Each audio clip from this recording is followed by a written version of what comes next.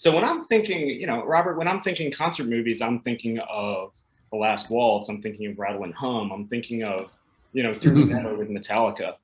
Um, when you were approaching a concert movie, with those movies in consideration, what pitfalls did you want to avoid, and what did you want to kind of take from them when you were putting this thing together? It just started coming together magically in ways that made it stand out on its own automatically. First, the performer, Billy and Phineas, and they're adding the Philharmonic, and they were going to play just one song after another in sequential order from the new album. And it's a really strong album, so it's like not many people can do that. And then the fact that it was going to be at the Hollywood Bowl with no audience. So because of COVID, it's not an opportunity you would normally get. And what that allowed us to do, it allowed everyone who always shoots these concert films, when we got our crew together, they're like, oh my God, this is fantastic. Because usually you have to set your crane in a certain place, you have to set your cameras in a certain place, and they've got to stay there the whole show. So you see the same shot over and over again when you do a concert film, because you can't move the cameras. We can move the cameras every song if we want, because there's no audience. So it was fantastic in order to get this really iconic space, her in it. And we even went back to old photo references of the Hollywood Bowl. There used to be a whole reflecting pond in front of the bowl that reflected it back into itself, that made it a circle, not just a half dome, but the reflection made it a circle. And we saw those photos, we got to do that. So we built a pool in there and brought it back to its roots of what it used to look like, which they would never do now, because they would want to put seats in there because they can sell those for $1,000 a pop or whatever. So we got to shoot the heck out of this show. And seeing her just nail each performance, we got to split it up over several nights to do some with the orchestra, some without, move the cameras, change the setups. So it feels different than any other concert film. It's really intimate, really up there close, and each song has its own style.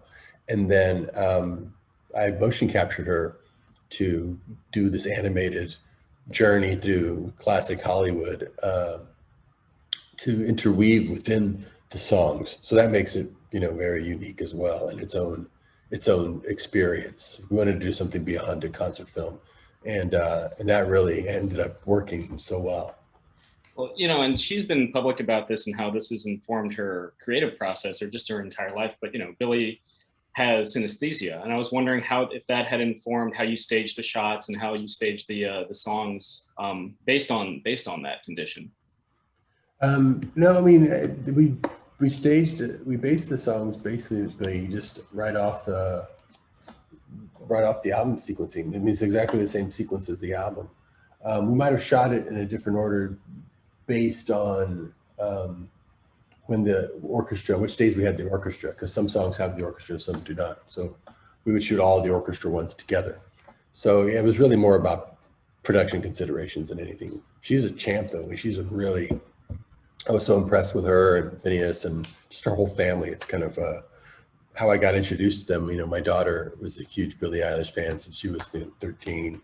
She's 15 now. So or even 12, and she would play me stuff, and we would jam the songs together because we like to rock out together. And I was just shocked how many great songs she already had. And this is only her second album. So when this opportunity came up, I told my daughter, who's an artist, let's want to work on this thing with me. And she said, yeah, because then we get to hear the Billie Eilish album before anybody, come up with animation ideas. And it was just a great bonding experience, but also just for her to see, as a role model, what this young girl can do. She's just at the top of her game. It's just unbelievable what a talent she is in every aspect, everything she did, even the motion capture, she was fantastic at. Just real star quality. It was real impressive. It makes you feel good that the next generation of the world's in good hands, when you meet, young people who can just really kick ass like that. Well, and talking about the motion capture, how is it working with, Patrick Osborne on getting these animated sequences and kind of fitting them seamlessly into the concert film? It was so great because, I'm directing Billy, fast and furious, getting the performance. We're getting right up there, getting reference of her, where you got tracking markers, and I'm like, Patrick's there with me, so I can say, I really love what we just got. Can we make sure that's going to be in the animation? And he's there to clock it and go, that's going in. I'm going to cut that in tonight. And then he sees it. He's seen it through with his team. And everything I've seen, there's just no surprises. The guy's just a real pro. It's just like he nails it.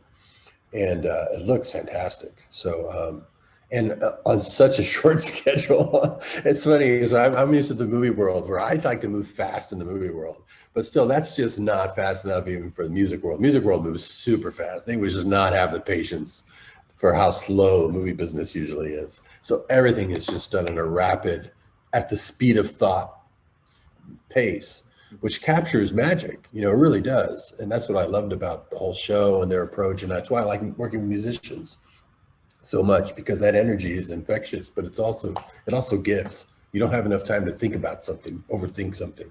It really comes from the same place music comes from. It just comes out of the air, comes through you. You're not sitting there, you know, thinking about it so much that you beat it to death. It comes out, and trying to capture it, this concert like that, and even the animation like that, which you would think would take a year, and they're given like, you know, not that long at all. It was really fun. You know, I have to ask, but before I get to this question, I have to say, Malagueña Salarosa is the song that I get the most off of any of Quentin's movies. Like, I love Oh, it. thanks so much. That's so much. But you know, if you'll indulge me in a quick one, being from Comic Book Resources, Sure, you've sure. always done projects. You know, you've always shot from the hip and done projects that mean a lot to you. And I was wondering, you know, you were saying that this project was brought on by your daughter. What was it that made you want to work in something like Star Wars with Disney, and you know, with the Mandalorian season 2? Well, you know, John Favreau. I've been friends in a long time. I wrote him after I saw the third episode, saying I always write him. You know, I would send him emails back in the day for Zathura, saying, "Hey, my kids love Zathura. They watch it over and over again." He's like, "Oh wow, I don't hear much about that one." You know, so I'd always be sending him fan mail. So I sent him fan mail about his Mandalorian episode. Man, another one out of the park. Kick-ass job. And he said, "Actually, can I call you? I just lost one of my directors. Would you want to come bring some of that Alita magic?" So I was like, "Sure." So I said, I was available, and I wasn't available. I just always raise my hand when somebody says, "Are you free?" I go, "Yep, I'm free," because it's going to give you a new experience. Like the Billy Project, you know, you just take things on, and it gives you new experiences, and getting to go play in that playground and bring Boba Fett back. I mean, that was awesome. And so now I'm working on, you know, a whole season of Boba Fett. So I think it comes out December. Yeah, pretty soon. Yeah, we're cranking on it. Can't wait for you to see that, man. That'll blow your mind. I'll be It's here. gonna blow your mind. Right on. It's awesome.